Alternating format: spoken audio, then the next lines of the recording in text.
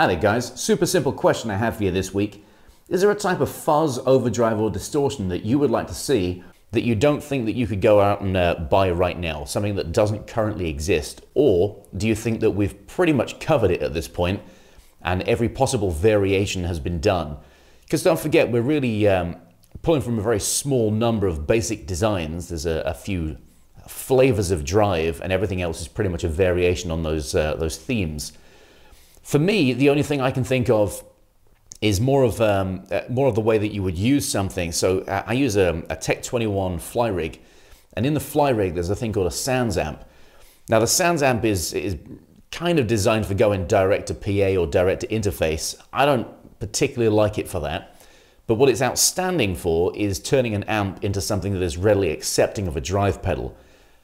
So it's almost like it's cab emulation, but in the analog realm, so there's no IRs or anything like that.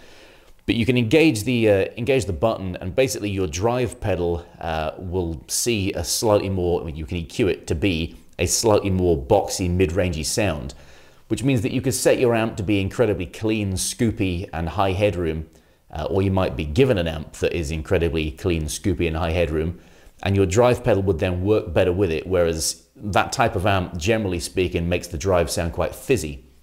So incorporating that technology into a series of the most used pedals. So, you know, you'd have a Klon style one, a Tube Screamer. I personally play something more in the Dumble kind of camp.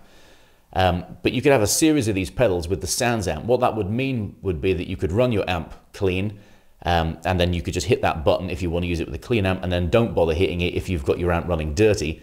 And it's almost like stacking drives in the box, so that one step on the button and you would have almost like hitting a channel change and then a boost on top of it, but just with the one button push. And of course you wouldn't need any switches or any of that kind of nonsense.